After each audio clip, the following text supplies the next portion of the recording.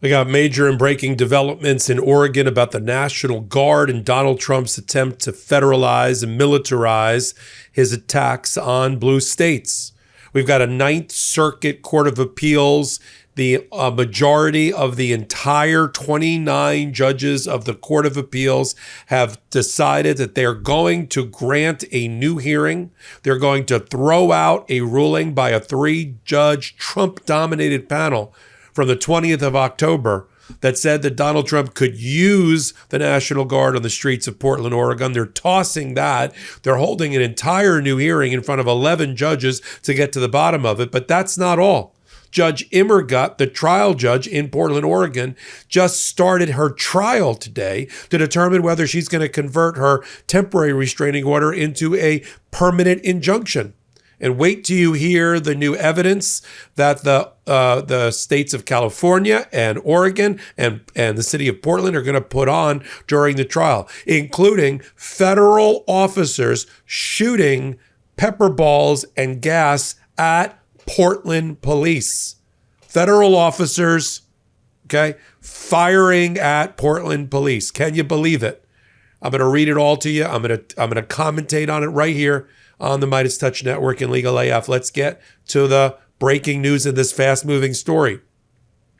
On October the 20th, a 3-judge panel, was no surprise to those that listened to the oral argument, ruled against Judge Immergut, who had issued 2 orders based on the evidence presented to her. And she's a Trump appointee. First order was to stop Donald Trump from mobilizing the National Guard in Oregon, meaning commandeering it, taking control of it. The second order, she stopped him from deploying any National Guard, regardless of the state they come from, the regiment in Oregon. One of those 2 orders, the first one on mobilization, on takeover, went up to the Ninth Circuit Court of Appeals. It sits in San Francisco, 3-judge random panel, 2 Trumpers, 1 Clinton appointee. You know, it's the old joke. How many Trump judges does it take to screw up the rule of law? 2. And they ruled against Judge Immergut on the issue of the mobilization and indirectly on the deployment, and stopped her order. However, once it became clear that the parties for the states, Oregon and California, were going to take an appeal and ask for the full panel. That's a right that you get as a person that's in an appeal. If you don't like your 3-judge panel, which is generally how appellate decisions are made randomly, then you ask. It's a request. It's not you can't compel it. You ask the entirety of the judges of that circuit, Ninth Circuit. There's 29 of them. And you ask for a full en banc, meaning in the case of Ninth Circuit, 11 judges to hear your case, not just 3. But the majority of the 29 have to agree, and they have. We just got the new order that got issued by the chief judge of the Ninth Circuit. I'll post it in Legal AF Substack for you. And the judge there, Judge Immergut, she vacated, meaning she threw out the earlier decision on the 20th of October by the 3-judge panel, vacating it, and is now going to be setting a briefing schedule, an oral argument schedule. And in the meantime, she has, by throwing it out, we revert back to Judge Immergut, the trial judge's original order, meaning no deployment, stay in your barracks, still no National Guard on the streets of Oregon, because of the fact that the October 20th 3-judge order was thrown out. We revert back to Judge Immergut. Judge Immergut stays, her temporary restraining orders stay in place, and that's what's happening at the Ninth Circuit. It's a good sign that at least of the 29, a majority decided, let's say 15 decided, no, we want to hear this case. Now we'll have to see who the 10 that are picked. It's 10. It's actually 11. It's 10 random from the pool of 29. Could be some of the judges that already heard the case and the chief judge. And then they make their decision. Now let's fast forward Did I mention you're on the MeidasTouch Network? You're on Legal AF. Take a moment, hit the free subscribe button here. Come over to Legal AF on the YouTube channel and Substack. Do the exact same thing. We're about to hit the 1 million subscriber threshold on Legal AF's YouTube, and that's all because of you. All right. Now, this week, we have the trial starting in front of the trial judge. Now that we've cleared away all the debris from the appeals level, and the National Guard are safely stashed away in their barracks, let's get to the trial. Now listen to this. I'm going to post this up on Legal AF Substack, but I'm going to read it to you now. This is the trial brief that got filed on Monday in the case by Portland, the state of Oregon, and California. And I had not known that this was going to be the evidence in the case. It says that witnesses will, this is on page 3, witnesses will testify at trial that in the period following the president's September 27th decision to send in the troops, federal law enforcement caused the situation to deteriorate on the ground by employing indiscriminate, excessive force against small crowds. Even Portland's officers, local law enforcement, were caught up in this overreaction. They have been gassed by federal law enforcement, and on at least one occasion, an officer was hit by a federal law enforcement officer's projectile. I mean, think about this. This is anarchy. The feds are attacking local law enforcement.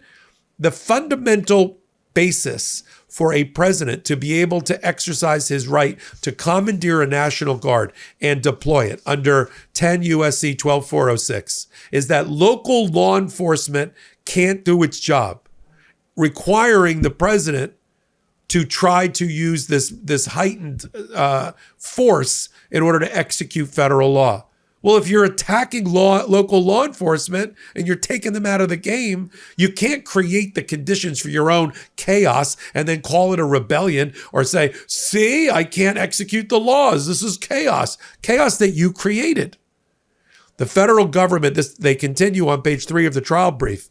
The federal government's needless use of munitions at the facility, the ICE facility, also created the appearance of smoke, flashes of fire, and explosions, all of which were broadcast on national television. It's no wonder then that after his September 27 decision, the president sought to bolster his initial assessment with more hyperbolic descriptions of explosions and fire all over the place. Yeah, caused by the feds.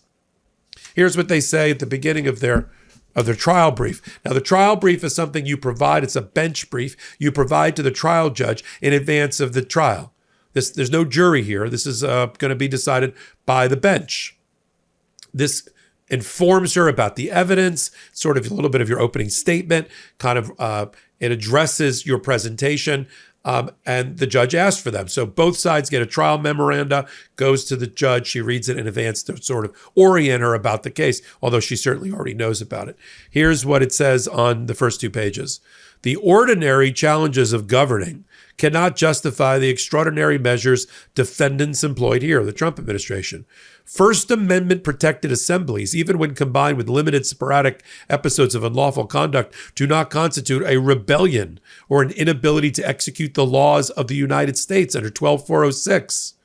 Put another way, unlawful conduct, while inexcusable, is properly managed by regular law enforcement if you weren't shooting them in the head with pepper balls and pepper spray.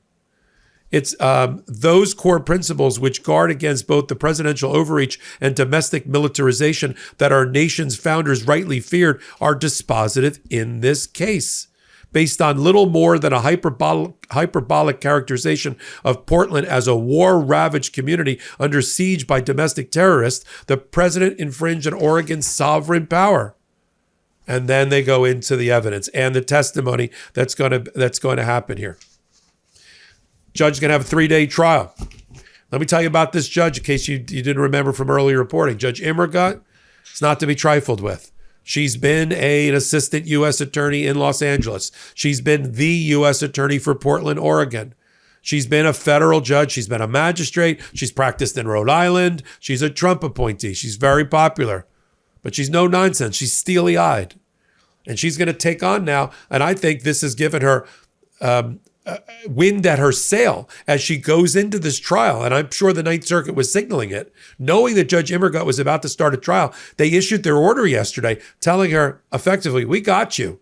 That 3-judge panel that overturned you, we vacated that. We've thrown that out the door. We're going to take a new look at it. That, I will tell you from having been in front of federal judges for 35 years, that will embolden her. That will comfort her in her that she's right about her analysis and decision-making and shouldn't have doubts about it. We're going to cover it all right here on the MeidasTouch Network. And as things develop during the course of the trial, come over to Legal AF Substack and Legal AF YouTube, where we will give you up-to-the-minute reporting. Till my next report, I'm Michael Popok. Can't get your fill of Legal AF? Me neither. That's why we formed the Legal AF Substack. Every time we mention something in a hot take, whether it's a court filing or a oral argument, come over to the Substack. You'll find the court filing and the oral argument there, including a daily roundup that I do called, wait for it, Morning AF. What else? All the other contributors from Legal AF are there as well. We got some new reporting. We got interviews. We got ad-free versions of the podcast and hot takes. Where? Legal AF on Substack. Come over now to free subscribe.